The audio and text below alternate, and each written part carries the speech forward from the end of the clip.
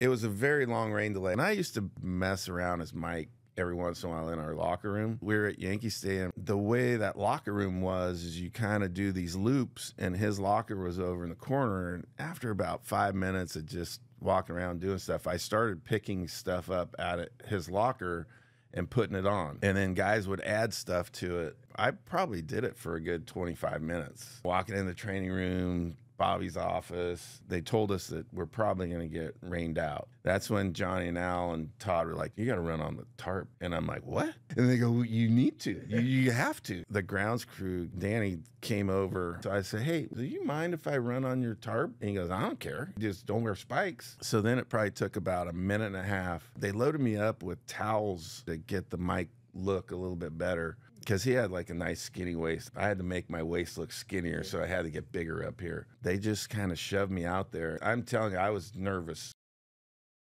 Jay Horowitz, another edition of Amazing Conversations with Mr. Robin Ventura. Take it back, October 1999.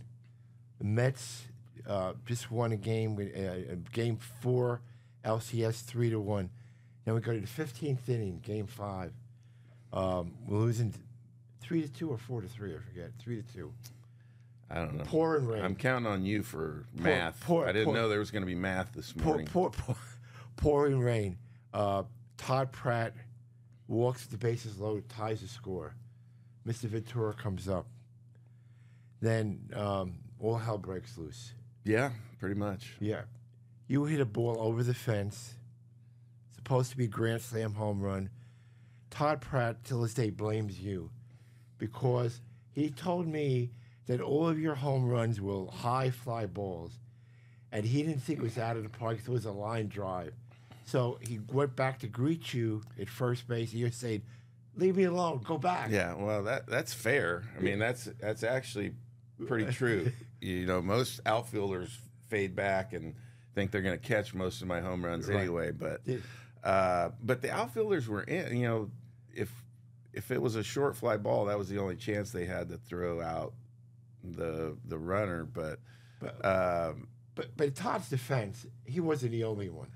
No, because I do remember kind of going around first base, and Matt Franco was like by me. I mean, he might have high-fived me. I don't even know. I remember Lenny Harris was out there. Lenny Harris. Well, I mean, all we needed was a fly ball. And I don't think when I hit it, I thought it was actually a home run either. I didn't know it was over the guy's head.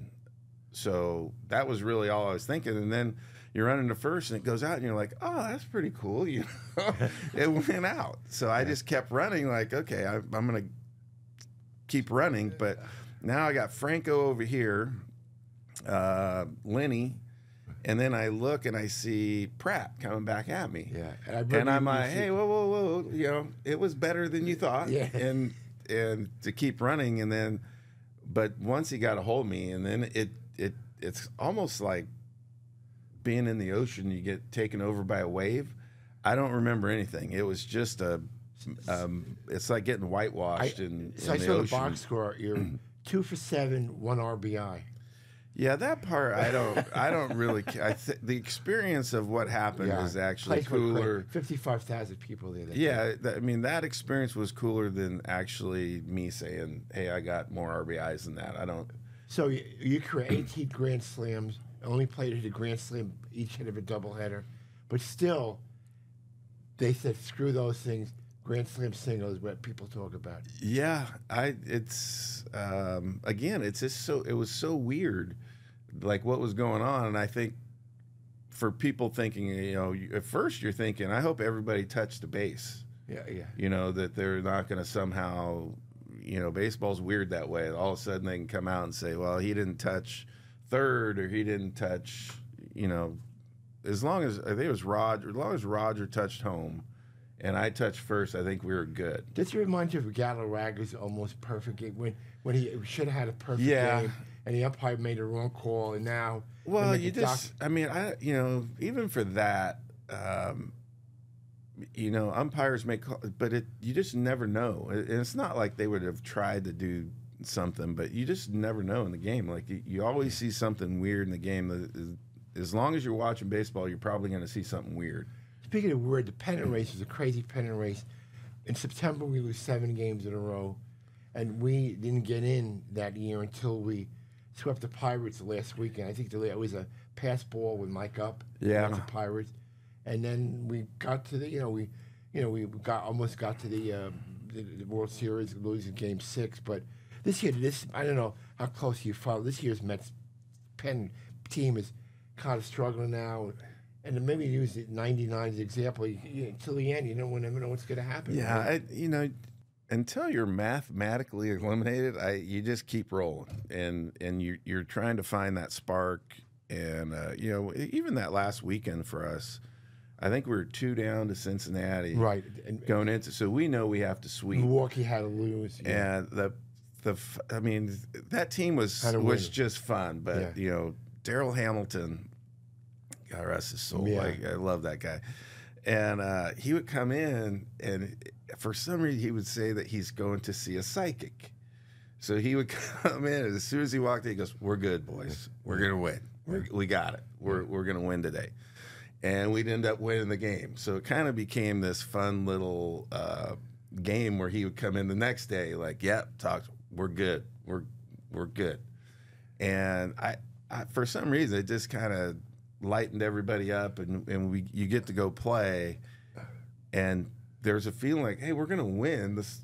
Darrell says we're gonna win because of a psychic. Do you remember that we didn't really know where we were gonna play until we were in the air? Yeah, we were in the air, and we flew. Well, we tried watching it, but they were in a rain delay. Yeah, and so I think we were watching it in the stadium, knowing that we're gonna go somewhere. So we're either going to Cincinnati for a playoff game, or we're going to Arizona. So I think, Steve probably decided, like, let's just get in the air, and then we'll figure it out. And I think probably an hour into that flight, all of a sudden we kind of turned to the right, and everybody just knew, like, okay, we got a playoff game tomorrow. Well, your years with the Mets were pretty historic. 99, first playoff appearance, 11 years, 2000, World Series, being a key part of the 2001 team, with 9/11 team. I want to talk about songs for a second. Of what? Songs. Songs? Songs.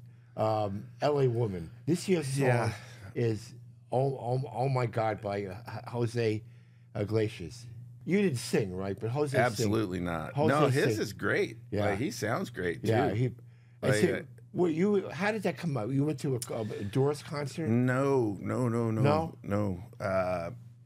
We had an off night, and Olerud and Oli and his wife came out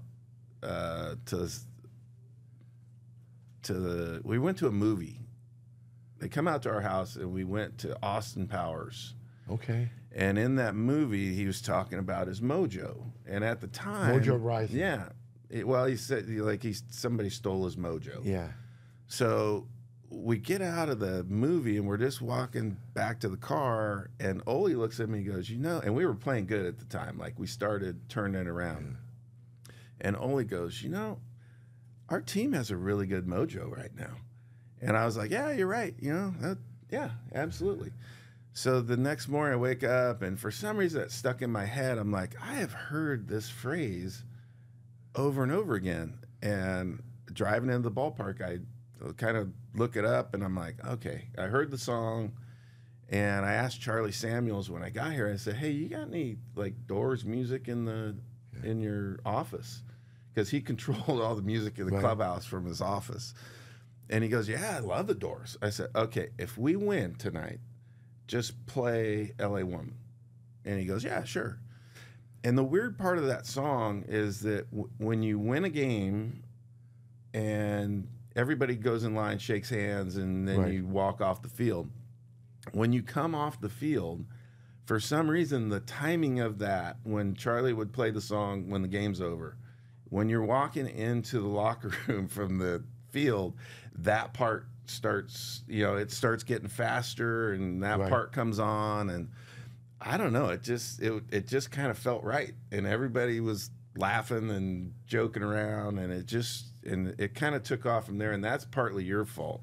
Why? What did I do? Well, you guys started playing it everywhere, but the fun part of that is sometimes when you're playing, even when you go to other stadiums, they play a song, and if they're playing well and they're scoring a lot of runs, you hear that song a lot, and you hate that song. Other teams would come in, and Vito is really good at this. You know, we'd be down a run or two or tied or something, and there'd be like a little blooper in the outfield, and then another one would sneak through, and Vito would play that, just the Mojo Rising part real quick, like just very subtle. It would hit the stadium, and at Shea, all the speakers were in center field, so it kind of just blasted the dugouts with the sound. Or now you can hear the music or the sounds, but the speakers are kind of faced away from the dugouts. And other teams knew, like when they heard, they would just go, "Oh my God, here's that!" And it was almost like they knew what was going to happen. Like there was going to be a little rally. Who let the dogs out? That was just for Armando, right? That was Armando. I had nothing to do with that. But I'm not. Don't attach that to me. But isn't it funny? Like a song could become contagious. Yeah. Like the oh my God song has become. Yeah, and you know, it just depends on how the team reacts to it. And I see these guys; they're having a lot of fun with it. You know, the season's so long that you just need, like, that's good. That's good for those guys to have something like that. So, May or June 2000, we're in Yankee Stadium, a rain delay. With pouring rain. The next thing you know, you're up at bat. We're in number 31 with eye black on, running around the bases, imitated Mr. Piazza. I think that was Mike. No, that wasn't Mike. That was you. What? Did you tell him you were going to do that? What? Did you tell him you were going to do that? No, What made you do that? First of all, what made me? Well, it was Johnny and Al and Todd.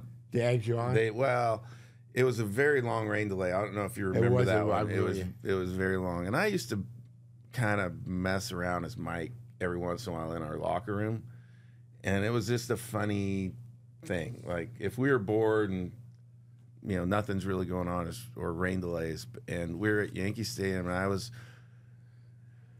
bored, so I was walking around, and the way that locker room was is you kind of do these loops, and his locker was over in the corner, and after about 5 minutes of just walking around doing stuff, I started picking stuff up out of his locker and putting it on, and then guys would add stuff to it as I was doing it more and more, and I probably did it for a good 25 minutes of walking around and you know, walking in the training room, Bobby's office, everything else. The eye black?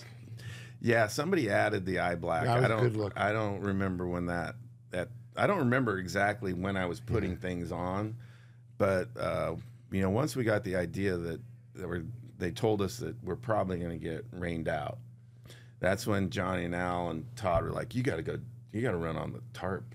And I'm like, what?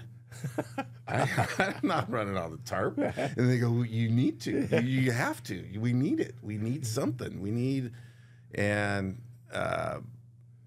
the grounds crew, Danny came over and said, yeah, and so I said, hey, do you mind if I run on your tarp?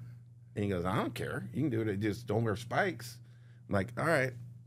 So then it probably took about a minute and a half of them loading me up. They loaded me up with towels under my jersey, kind of to get the mic look a little bit better. Because he had like a nice skinny waist. I had to make my waist look skinnier, so I had to get bigger up here. And they just kind of shoved me out there. And I'm telling you, I was nervous. Like you walk out there and you're the only guy out there. I was a little nervous. Everybody was in line. Yeah, they marched me down there, and like it was like the whole team started marching me down there, and they just kind of shoved me out there. You know, I don't remember what I did. Bobby V blames you for the fine he got in Toronto when he got kicked out of the game. No, and he said you made him. He owes me glasses. You made him go back out there when he got fined, and it was a bad disguise. No. He wanted to go back out there. But you dressed him up, or? Well, Oral was egging him on to go back out there. And I just looked at him and said, well, if you're going to go out there, just grab I had a hat and some glasses in my locker, and he put that on there, and then, the mustache part, we probably could have done a better job. My eyes are not great. I knew it wasn't him. I knew it. You didn't? But I had gone inside to grab something to eat, and I come back out, and but I saw on the TV they already spotted him. So I walk back down. I'm like, yeah, your cover's blown. Like, they already got you. Can I be a little negative for a second? No. Okay. Well, Chicago White Sox. Played there for 10 years, a manager. Now I'm getting calls from my 1962 guys. Do you think that the White Sox can break the Mets record with 120 losses? They're right there now. They're close. They're close. When it goes like that, it's tough. Man, it's gotta be hard. You had great years there. Yeah, as a manager, the player, an all-star player. I don't care if even it's a team I hate. You do not like to see that. Yeah. And I think you kind of feel for the guys that are there, and I'm talking about players, coaches, front office, staff, everything. Yeah. I mean, the people that how about the PR guy running in notes for a team? That's got. Would you think that's tough? Not too many positive. You're trying notes. to be a magician, coming up with some positive stuff. And that's. Managers do that too. Yeah. When it's not going well, you're trying to find something positive about it. But yeah, you don't wish that on anybody that's on a team. Do you follow that a little bit? I mean, I really haven't. I've been doing the college thing, and that's been really fun. I mean, you see a little bit of it, like if there's something, the highlights on and things like that, you're there. But even like here, Jackson Holliday is playing for the other team, right. and he was around us because his dad he lives in Stillwater. He was living in Stillwater, went to Stillwater High School, but he would come over because Matt was coaching with me, and Josh, his uncle, is the head coach, so he would come over and work out pretty much every day. And how many holidays are there? 19. Well, yeah, there's a lot of them, but. With Jackson, and then Ethan's the one that's in high school right now, and he probably is going to get drafted right around the first few picks, if not the first pick, because he's very, very good player too, and it's fun to watch that age, kind of when they're in high school, and then especially like Jackson, like how quickly. He was way ahead of everybody, and he's probably the most mature 20-year-old you're going to find. You had a lot of great stats in your college, and one is so crazy is the 58-game hitting streak. DiMaggio also had a 61-game streak in the minor leagues. Really? Yeah. Wow. Yeah, so it's, that was just 1 year that if you've ever been locked in and if everything goes your way, that was the year. Do you ever pay for a meal around Stillwater when you got to the Yeah, I don't get any freebies. No, Ed Kramer used to tell me it was 69 Mets. He never paid for a meal in New York. I mean, you don't. I still pay for my meals. You still pay? Yeah. I don't. No free hot dogs. Yeah, I don't really get that. I'm trying to think what I don't. Yeah, I don't get a free meal. He really number retired, numbers on the wall. Yeah, I probably would have. Well, I mean, just to be perfectly honest, at the end of '99, coming in, when you would go into Shea Stadium, for some reason we were getting close to the end, and they made us come through the normal booze to get to our lot. Back then we didn't have like passes or anything. The guy at the booth would not let me in. I had to pay to park. Really? So we won. It was probably like the last week, and I was laughing about it, like, okay, the guy would not let me through.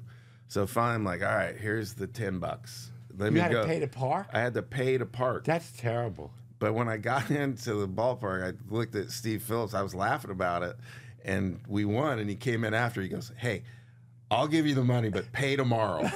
And so I paid $10 for like the last week and a half of the season. That's terrible. To park.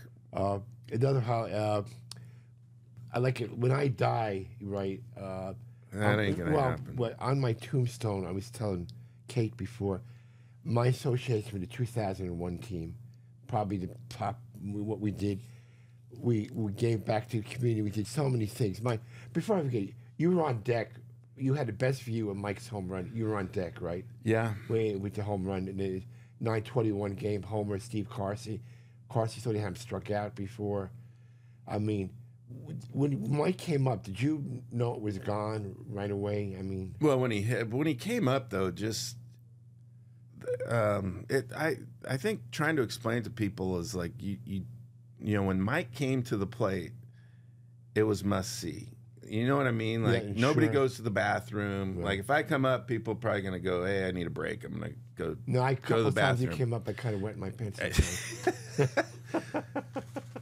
Exactly. See what I mean? I have that effect on people. But you know, when Mike came to the plate, it was must watch. Yeah. Like that's what you came for. And Shea and the fans were great about knowing moments. Yeah. Like, you know, like when there's going to be a big moment in a game, whether it's like you heard about it like when Gooden pitched or right. Seaver pitched or, you know, things like that. And Mike was kind of that way and I had a great seat because I was usually on deck or like right. in the hole or whatever. But being on deck, the way the crowd was reacting. And again, this is the first game back in New York, and I think it was just the release of right.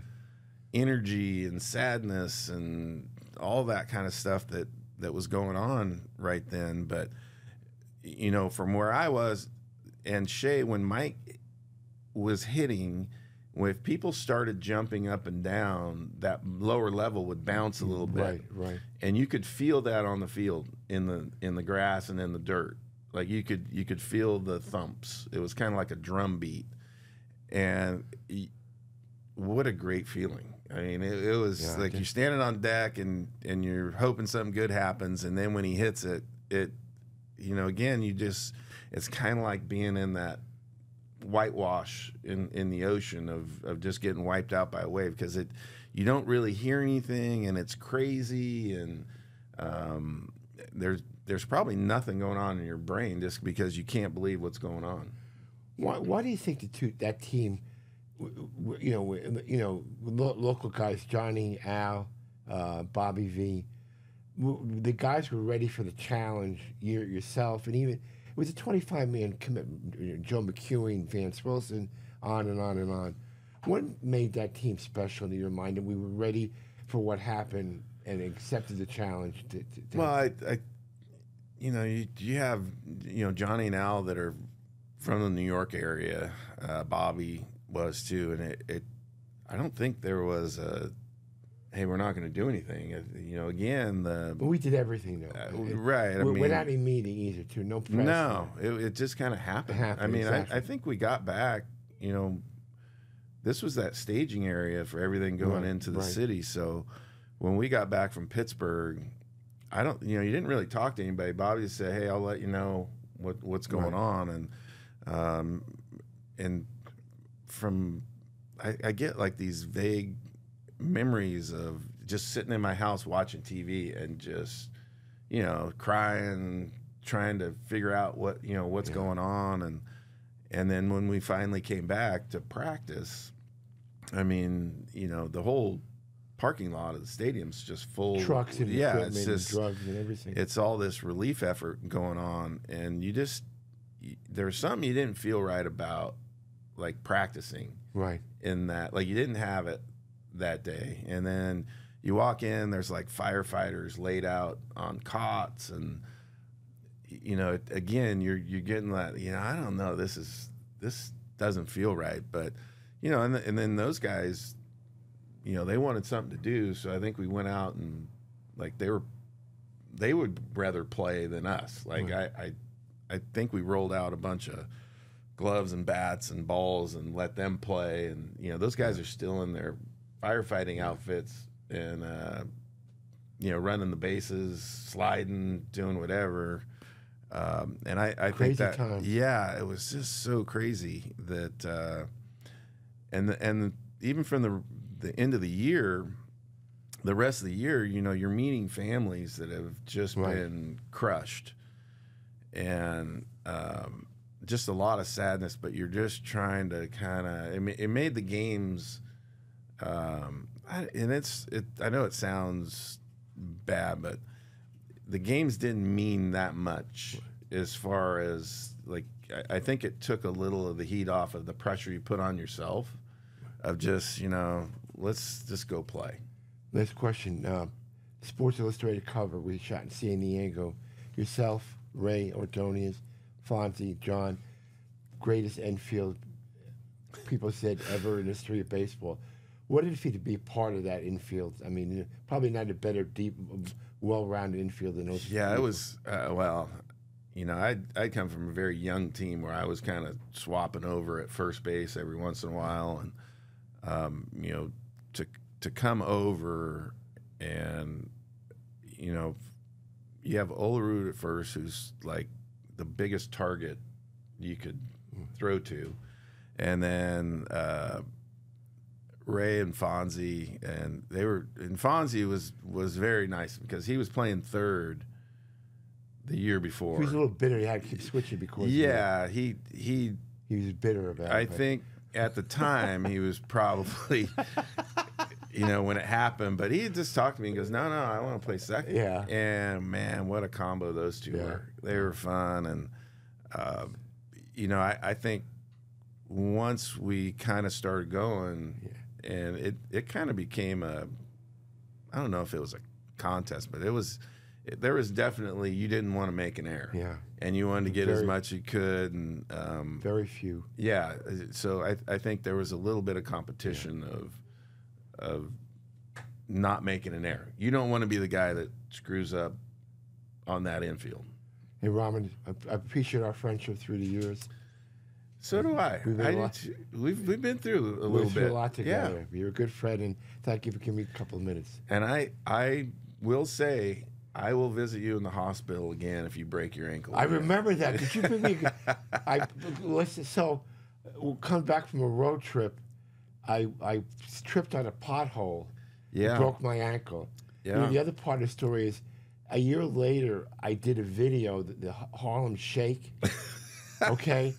And of course you did. I did, and my lawyer saw the video and said, I loved your video, but you cost yourself about $1 million because everybody can see your ankle is fine. Yeah, exactly. I got very minimal damage from my... See, that's why you shouldn't do the Harlem Shake. Harlem Shake or Harlem Shuffle, whatever it was. Yeah, but thanks for your friendship. All right. Thanks, Ron. Thank you, too. Thanks.